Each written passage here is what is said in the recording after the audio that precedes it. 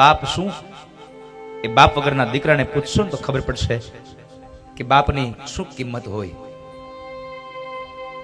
તમે તડકામાં બેઠા હોય અને માથે છત્રીનો છાંયો હોય, પણ થોડીક વાર માટે છત્રીનો છાંયો લઈ લ્યો ને ત્યારે સમજાય આ છત્રીનો છાંયો શું છે. એમ જ્યારે આ જીવનમાં બાપ વયો જાય ને ત્યારે સમજાય કે બાપની શું કિંમત હોય સાહેબ.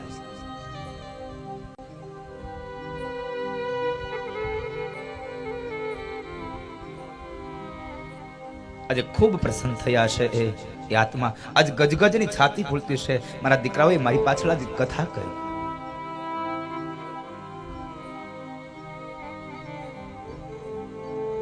નહીં તો વેકેશન પડે ને પૈસા હોય ને એટલે એને ઠંડા પ્રદેશોમાં માણસ ફરવા વયો જાય. હે પણ આને ફરવા ન ગયા, બધાને અહીંયા લઈ આવ્યા સાહેબ.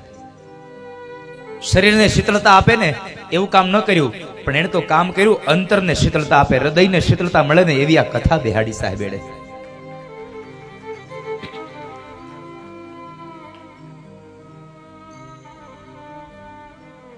આ દુનિયામાં બધું મળે છે, પણ એક મા બાપનો પ્રેમ દુનિયામાં ક્યાંય નથી મળતો સાહેબ. દુનિયામાં બધું મળે છે, પણ મા બાપનો પ્રેમ ન મળે ક્યાંય.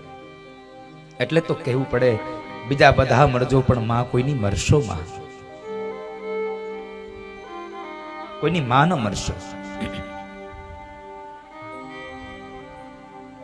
દુનિયાની તમામ સંપદા લઈ અને નીકળી જાઓ, બધું મળે, પણ મા બાપનો પ્રેમ ન મળે સાહેબ. યુવાન મિત્રોને પણ મારી પ્રાર્થના છે સાહેબ, 3 વર્ષથી આવનારી પત્નીના મોહમાં પડી અને 25 વર્ષના મા બાપનો પ્રેમ ક્યારેય જિંદગીમાં ભૂલી જતા નહીં તમે.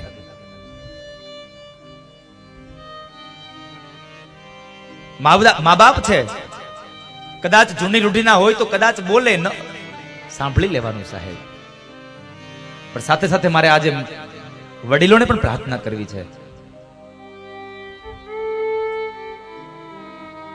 કે હે વડીલો, સમયના અંદાજે, સમયને અનુરૂપ તમે પણ થોડીક સમયની સાથે ચાલતા શીખજો. કારણ અત્યારના યુવાનો છે, કદાચ એ સમયમાં ચાલતા હોય તો એ સમયમાં તમે એને રોકટોક ન કરશો બહુ, એની જિંદગી જીવવા દેજો બાપ.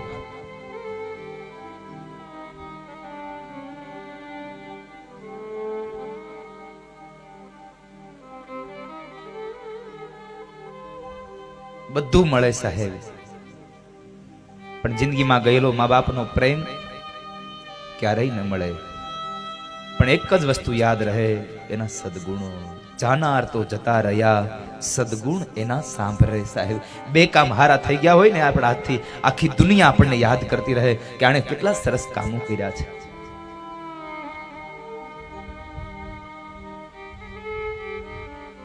લક્ષ્મી ગયેલી સાંપડે, પણ મા બાપ ગયેલો જીવ પાછો ન આવે સાહેબ.